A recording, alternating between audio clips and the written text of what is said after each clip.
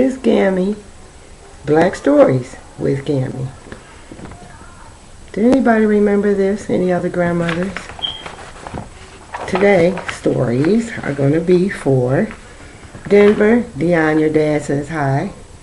Kimmy, your dad Rob says hi. Nova, my little cousin in Cleveland. Ray Ray, Milan, my nieces in Houston. Logan and Layla, my nephew and my niece in Cleveland, Ohio. Today's reading, the story of Ruby Bridges. Ruby Bridges helped shape American history when she became the first African American sent to first grade in an all-white school.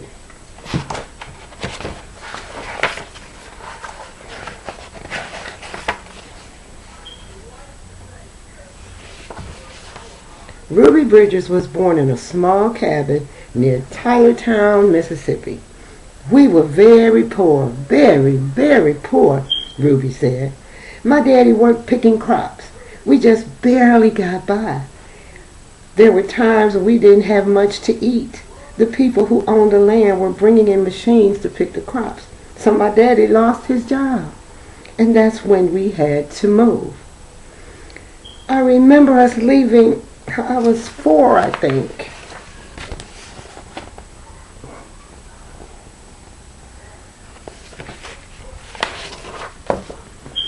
In 1957, the family moved to New Orleans. Ruby's father became a janitor. Her mother took care of the children during the day.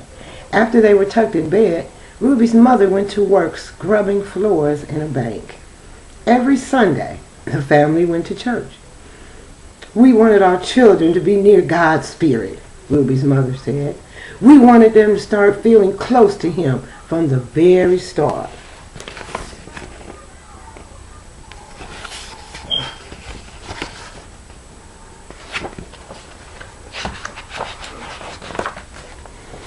At that time, black children and white children went to separate schools in New Orleans. The black children were not able to receive the same education as the white children. It wasn't fair, and it was against the nation's laws. In 1960, a judge ordered 4 black girls to go to 2 white elementary schools. 3 of the girls were sent to McDonald, 19. 6-year-old Ruby Bridges was sent to first grade in the William France Elementary School.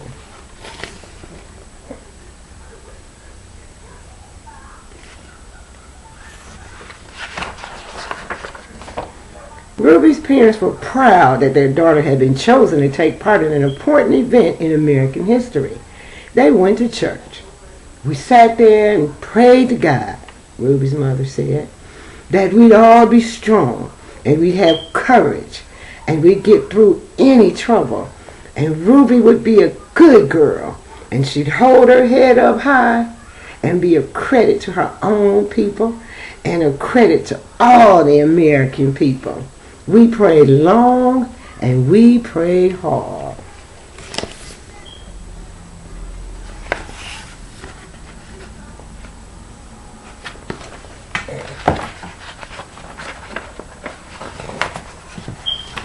On Ruby's first day, a large crowd of angry white people gathered outside the France Elementary School. The people carried signs that said they didn't want black children in a white school. People called Ruby names. Some wanted to hurt her. The city and state police did not help Ruby. The President of the United States ordered federal marshals to walk with Ruby into the school building. The marshals carried guns.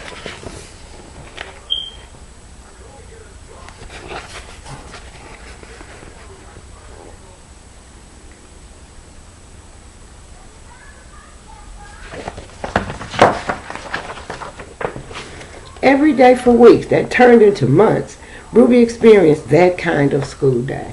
She walked to the front school surrounded by marshals, wearing a clean dress and a bow in her hair and carrying her lunch pail. Ruby walked slowly for the first few blocks.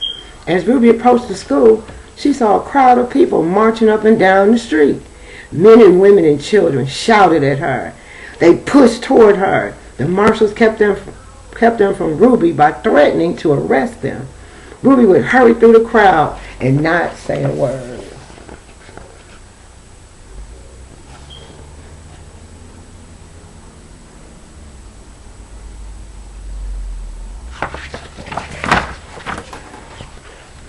The white people in the neighborhood would not send their children to the school.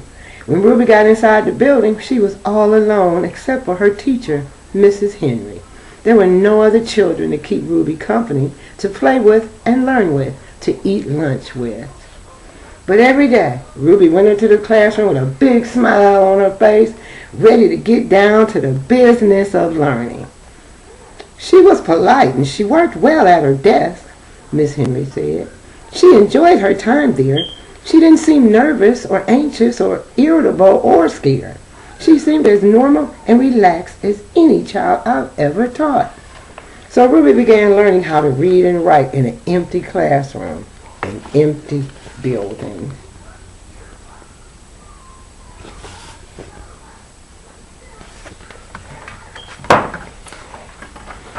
Sometimes I look at her and wonder how she did it, said Miss Henry.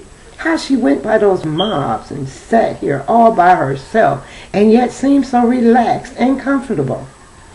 Mrs. Henry would question Ruby in order to find out if the girl was really nervous and afraid, even though she seemed so calm and confident. But Ruby kept saying she was doing fine. The teacher decided to wait and see if Ruby would keep on being so relaxed and hopeful, or if she gradually began to wear down, or even decide that she no longer wanted to go to school.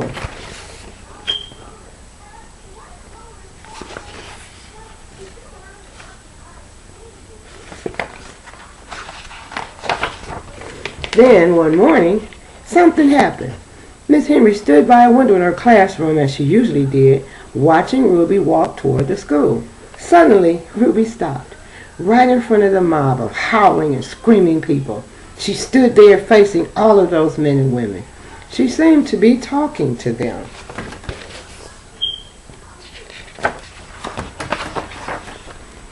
Miss Henry saw Ruby's lips moving and wondered what Ruby could be saying. The crowd seemed ready to kill her.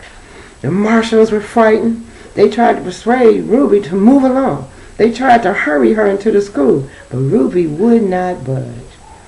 Then Ruby stopped talking and walked into the school. Look what this girl had to go through to get an education.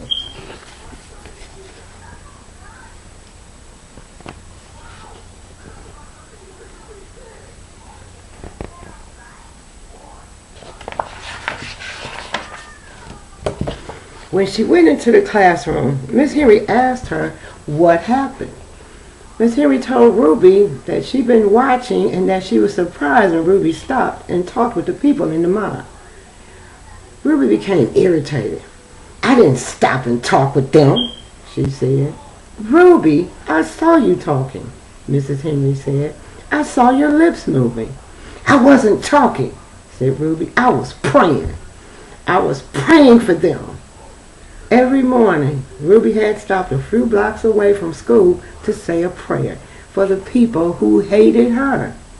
This morning, she forgot until she was already in the middle of the angry mob.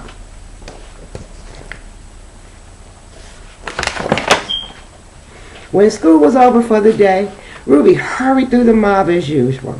After she walked a few blocks and the crowd was behind her, Ruby said the prayer she repeated twice a day, before and after school.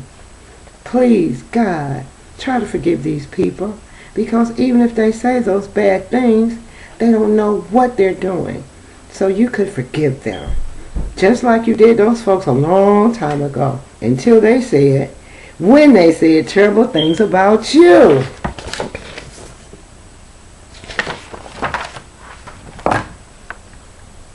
Get your education